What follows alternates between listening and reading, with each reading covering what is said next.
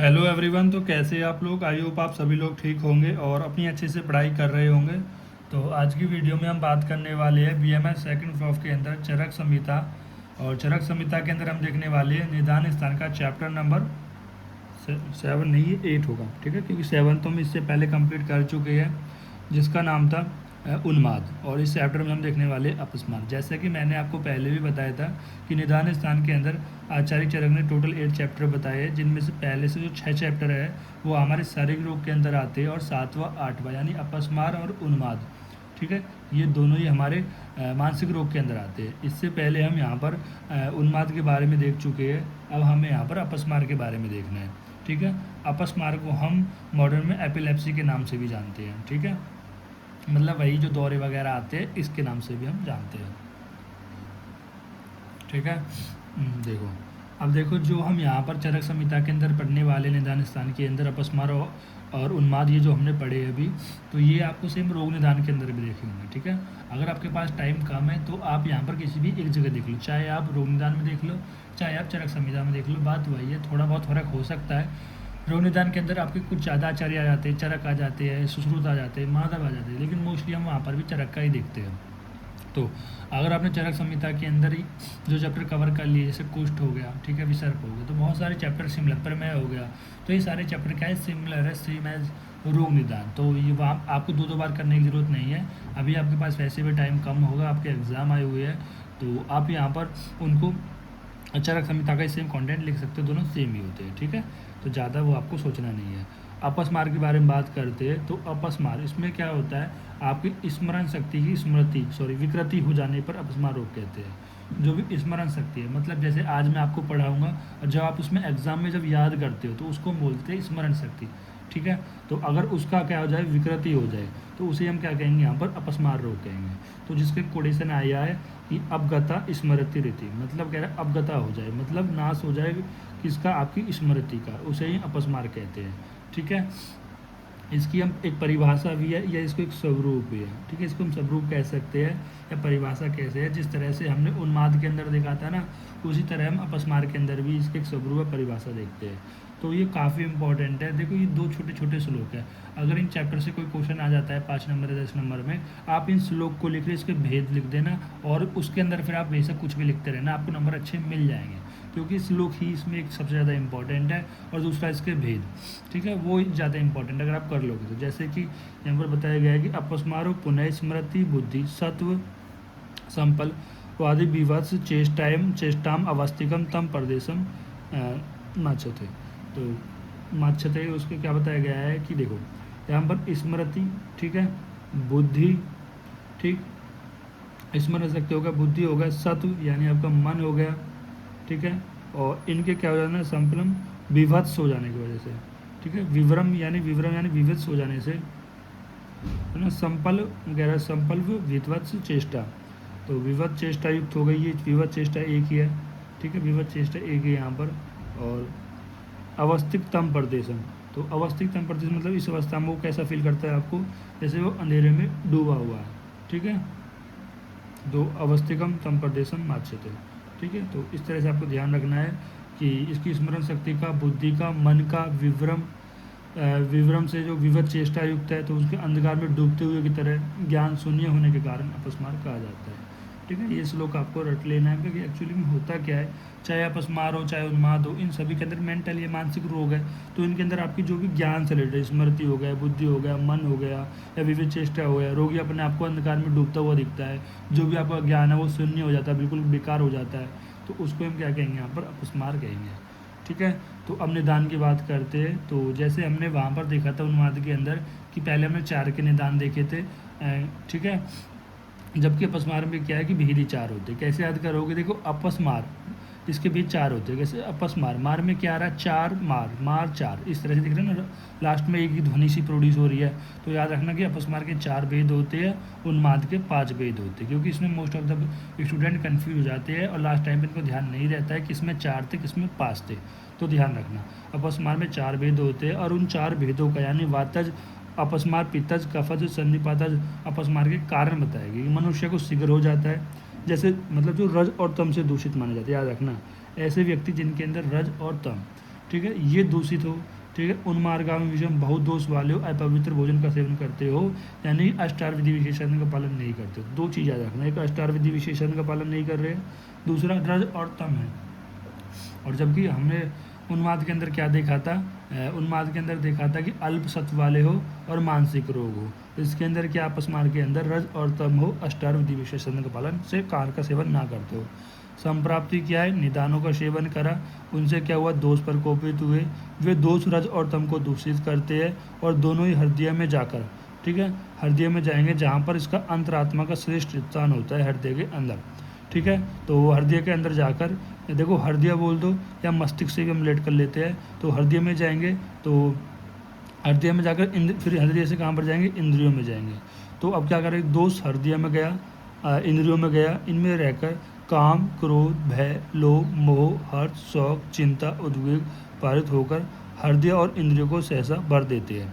तो यहाँ पर क्या कर रहे हैं, इंद्रियों को सहसा भर रहे हैं। देखो एक बार फिर से समझिए, यहाँ पर क्या हो, आपने निदानों का सेवन किया। व्हाट इज़ निदान, मतलब रज और तम से दूषित थे, अष्टार विधि विशेषण पालन नहीं कर रहे थे, जिससे आपके दोष प्रकोपित हो गए, यानी रज और तम यहाँ पर दूषित देखने को मिले हैं। ठीक है, रज और तम दूषित हो गए। रज और तम दूषित होने की वजह से वो हृदय में जाते हैं और हृदय से वो इंद्रियों में जाएंगे और इंद्रियों को इतना भर देंगे, इंद्रियों को इतना भर देंगे कि वहाँ पर वो अपस्मार रोग की उत्पत्ति करते हैं। मतलब इंद्रियों को भरने का मतलब ये है कि इंद्रियाँ कब किसी और अपने कार्य में नहीं लग पाएगी। जैसे हम देखते हैं ना, पूरे दिन पढ़ते रहते हैं और फिर हम जब पढ़ते रहते हैं उतना पढ़ लेते हैं कि हम आगे पढ़ते हैं तो हमारी इंद्रियाँ उनका ज्ञान नहीं कर पाती है।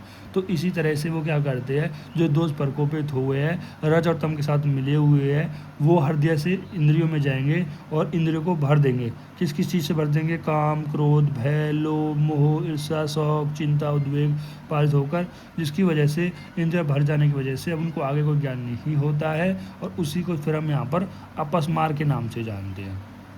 फिर बात करते हैं हम इनके पूर्व रूप की। ठीक है, तो फिर आता है भ्रुव अवदास। तो यहाँ पर जो आपके भ्रुई होती है, आईब्रो होती है, उनके ऊपर फटकती है।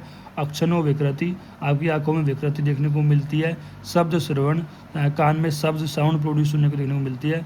नासिका कफ निकलना, नासिका से कफ निकलना।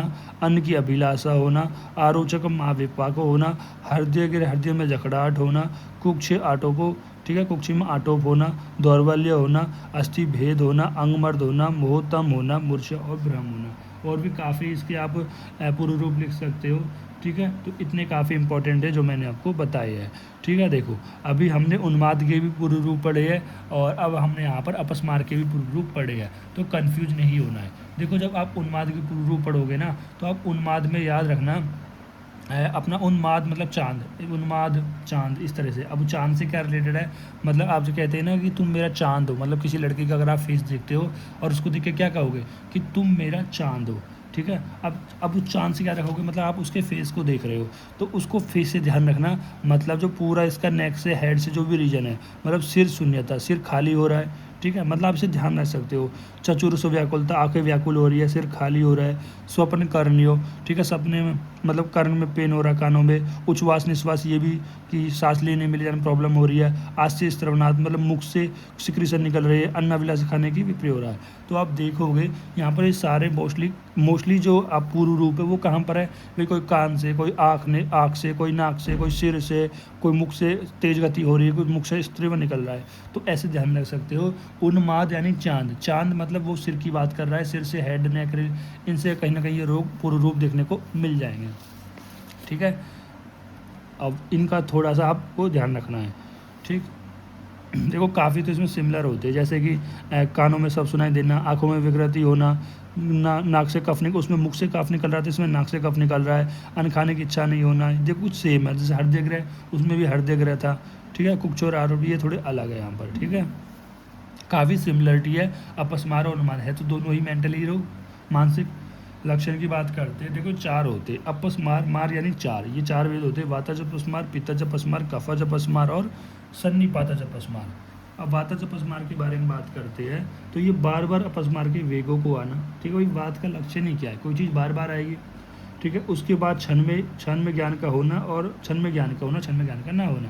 तो इसमें क्या होता है कि बहुत जल्दी ज्ञान हो जाता है। वैसे भी बात प्रकृति वाले को ज्ञान जल्दी हो जाता है, लेकिन वो उसको जल्दी लंबी समय तक होल्ड नहीं कर पाते हैं।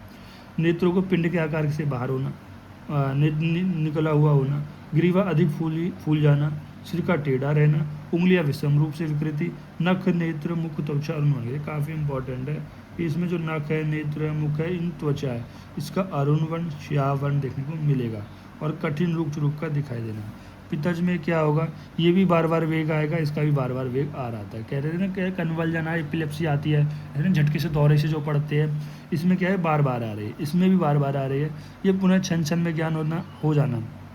जैसे किसी को देखो, जैसे मान लो किसी को एपिलेप्सी का दौरा आया, मिर्गी का दौरा आया, तो उसको एक बहुत जल्दी बार बार आएगा और आने के बाद उसे ज्ञान भी जल्दी हो जाएगा। ऐसे नहीं है दौरा आने के बाद उसे कुछ ज्ञान नहीं हो रहा है। देखो दौरे भी ऐसे होते हैं, जैसे किसी को भी दौरा आया, उसको ज्ञान नहीं हो रहा है बहुत लंबे समय तक, उसके साथ हुआ क्या। कुछ ऐसे होते हैं दौरा आने के बाद बिल्कुल तुरंत खड़े हो जाते हैं, उनको पता होता है उनके साथ क्या होता है, ठीक है। ऐसे पित्त में क्या होता है कि वो बार बार अपस्मार का वेग आता है, मिर्गी आती है और पुनः छन छन ज्ञान हो जाना है, मतलब उन्हें सब कुछ ज्ञान रहता है उनके साथ क्या होता है। गले में कूजन होती है, पृथ्वी पर हाथ पैर पटकना, देखते हैं ना ऐसे ऐसे ऐसे ऐसे हाथ पैर मारता है जब आता है। इसमें नख, नेत्र, मुख और त्वचा द्वारा हल्दी एंड ताम्र की तरह लाल वर्ण हो जाता है। तो यहाँ पर क्या था, वात के अंदर अरुण श्याव वर्ण था, यहाँ पर ताम्र और अरुण। देखो यार कॉमन सी बात है भाई, वात पित्त के गुणकर्म वाली बातें है। और के चौथे रूप में देखना, फिर आता है कपच अपस्मार, ये जो देर में मूर्छित होता है, मतलब इसमें जो कन्वल्जन आएगा ना, कन्वल्जन आता रहेगा, हाथ पैर फड़फड़ाता रहेगा, एकदम से वो मूर्छित नहीं होगा। ज्ञान भी जिसे देर में हो। और जब भी उस पर क्या आएगा, जब भी वो होश में आएगा, जब भी मिर्गी के दौरे के बाद उसे थोड़ा लेट ध्यान आएगा कि उसके साथ हुआ क्या था। धाराशायी होता है, अधिक चेष्टाओं की विकृति हो जाती है, नख, नेत्र, मुख, त्वचा वाले श्वेत, भारी और चिकने रोग को देखने वाले होते हैं। देखो ये चीज़ तो कॉमन है, पहला कि वेग कैसे आ रही है, दूसरा ज्ञान कैसे हो रहा है, और इसके जो नख, मल, मूत्र है वो कैसे, ये 3 पॉइंट है, ठीक है। जैसे इसमें जो वेग थे वो बार बार आ रहे थे, इसमें भी वेग बार बार आ रहे थे, इसमें बार बार नहीं आ रहे थे, ठीक है। इसमें ज्ञान तुरंत हो जाता है, क्षण में ज्ञान हो जाता है, इसमें भी क्षण में हो जाता है, लेकिन इसमें देर में होता है। इसमें नख, नेत्र, मुख, त्वचा का अरुणवर्ण होता है, इसमें ताम्र और हल्दी कलर का, और इसमें जो होता है वो श्वेत और भाली कलर का। इसके अलावा आप कुछ याद रहे ना रहे, ये 3 पॉइंट कर लेना, ठीक है। अगर आप इस तरह से करोगे तो आपको चीज़ें आसानी से ध्यान रह जाएंगी। समझ रहे हो बात को, ठीक है। देन इसके बाद हम बात करते हैं सन्निपात, क्योंकि इसमें कन्फ्यूजन होती है कि अपस्मार के कौन से लक्षण थे, उन्माद के कौन से थे। अपस्मार का मैंने आपको बता दिया कि कौन से 3 पॉइंट याद रखने। अपस्मार, मिर्गी का दौरा, एपिलेप्सी, इस तरह से ध्यान रखना। सन्निपात के अंदर क्या है कि सब लक्षणों का एकत्रित रूप में हो जाना, यह असाध्य होता है, मतलब तीनों लक्षण आ जाए और ये कैसा होगा, असाध्य होगा, ठीक है। तो ये आप बोल दें ये भी साध्य है, एक और पॉइंट लिख देना, ये साध्य होता है, ये भी साध्य होता है और ये भी साध्य होता है, ठीक है। जब ये साध्य तो तीनों क्या हो जाएंगे, साध्य देखने को मिलते हैं। फिर यहाँ पर आता है निदान पंचक सामान्य सिद्धांत, ठीक है। एक निदान अर्थ कर्त व्याधि, संकर व्याधि, हेतु, ये सारे हम पहले ही रोग निदान के अंदर बातें कर चुके हैं। वैसे तो हमको चरक संहिता के अंदर बात करनी थी, लेकिन सेम एज मैंने पहले ही आपको रोग निदान के अंदर ये बातें कर चुका हूँ, ठीक है। तो इसी के साथ हमारा चैप्टर कंप्लीट होता है। और अगर आपको फिर भी कोई चीज़ समझ में नहीं आई है तो आप कमेंट बॉक्स में पूछ सकते हो। अगर आपको वीडियो अच्छी लगी है तो चैनल को सब्सक्राइब करें और वीडियो को लाइक कर दें और ज़्यादा से ज़्यादा शेयर करें और एक प्यारा सा कमेंट जरूर करें, ठीक है गाइस। फिर मिलते हैं नई वीडियो के साथ, तब तक के लिए पढ़ते रहिए, धन्यवाद।